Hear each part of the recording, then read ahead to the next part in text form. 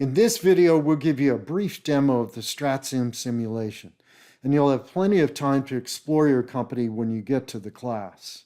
To get started, if I navigate to the introduction menu item in StratSim, besides watching the video that you're watching right now, there's some other resources available to you within the simulation. And if you look at the blue underlined hyperlinks on this page, there's a case overview, a glossary, a video tour, and on this page, an overall summary that describes the competition process. And for your PRISM class specifically, we may also provide you with a short case study guide as pre-work to read before the class.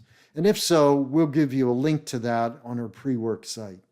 And if you look at the menu across the top, the primary place that you're going to go to manage your company in StratSim is in the decisions section, and you're making and selling cars in StratSim.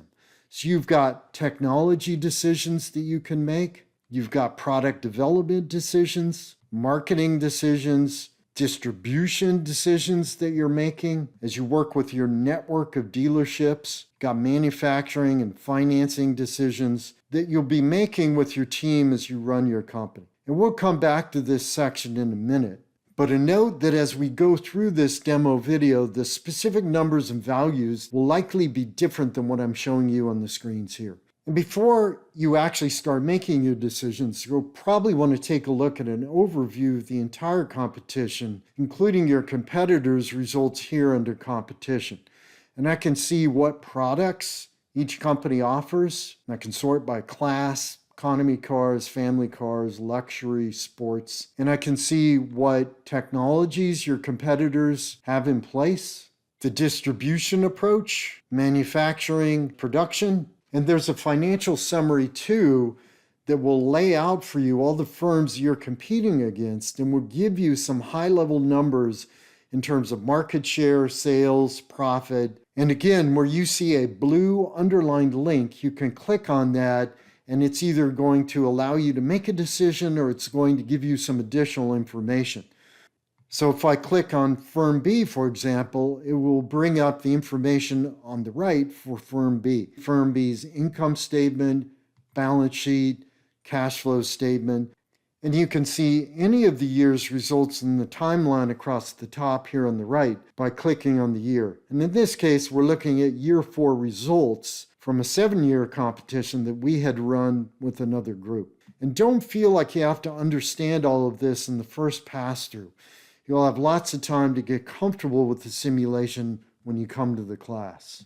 Okay, so let's look at the company item here on the menu, which gives you detailed information on how your team did in the previous year that you've completed. If you start looking at some of the numbers, you can see an income statement for your company. You can see a balance sheet, and you can even see each of your products' contribution to the profitability in the last year. So you can look at each of these areas of your company and get a sense for your performance last year as you plan what you and your team want to do going forward. There's also a marketplace area on the menu where I can get some information about what's going on in the external marketplace. And you can get an economic outlook with data like GDP growth, inflation, prime rates, and you can also get a sense for the vehicle sales that have played out in the past years. And there's a lot of information available too about the customer segments that are buying cars in the marketplace. Value seekers, families, high income, the different customer segments purchasing vehicles. And even more granular than that, if I click on the micro segments section here, I can get detailed information about who the customers are and specifically what types of cars they're buying. Economy cars, family, luxury, etc. So a 1E here is a value-seeking customer that's buying an economy class of car. And a 4F is a high-income customer that's buying a family class of car, for example. And if you click on the link, you're first going to be told that actually you have to pay some money to get that report, but don't hesitate to spend, it's like $25,000. It's a very small amount to get the information that's really going to help you understand this customer segment. You're a multi-billion-dollar car company, so don't hesitate to spend the money that you need to spend to get the information you need. And the report that you purchase will give you a lot of good information on, let's say, the 1T customer, if I scroll down, what their preferred engine size is, the projected demand, hot buttons, for instance, quality and performance. And if I click graphs over here, I can see a position map that's showing me graphically where the vehicles currently in the competition being sold in the marketplace line up according to the MSRP or the suggested retail price relative to the vehicle size that you can see on the x-axis. So the box here is the sweet spot for the 1T customer. And then back to the menu, if I click on Tools, there's some good reports that you can generate, such as focus groups and sales by microsegment. However, I'd probably wait until year 2 during the live class before I start going in to look at these. So I won't cover them in detail here in this video.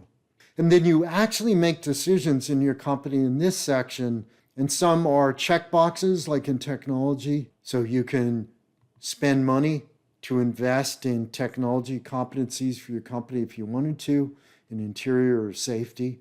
And if I go to marketing, there's some entry cells to actually change a number. For instance, if I want to increase my marketing in the north from 20 to 40 million, I can do that. And this will drive better awareness of the vehicles that I'm selling in the northern region as I invest in corporate advertising. So I can double it, in this case, from 20 million to 40 million if I think that's a good decision. And as you start making decisions, don't worry about being committed to a decision until the very end of the year when we collect decisions. So if you change something, let's say advertising to 40 as we had done, you can always change it back to 20 or make it 30, whatever you think is the right answer.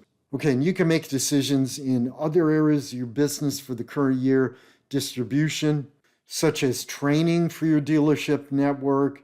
You can even open more dealerships if you'd like. There are manufacturing decisions you can make and production decisions, including capacity changes if you want to do that.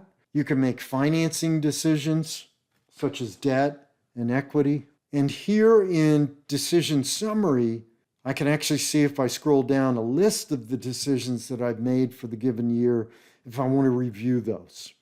And finally, I can take a look at the pro formas, which are the projected results based on my decisions this year. And if everything goes according to plan, this is how my business would look at the end of the year. I need to put in a sales forecast because that sales forecast for demand is what all the pro forma reports are based on. So here you can see it's just putting in a sales forecast based on my previous sales last year. And I can change that if I want. If I think I'm going to sell more cars, I can just change that forecast. And once I change that sales number, I can choose income statement, balance sheet, and other reports on now that estimate of what I think I'm going to sell. That's what we've got for now, and that's a high-level overview of StratSim. See you at the class.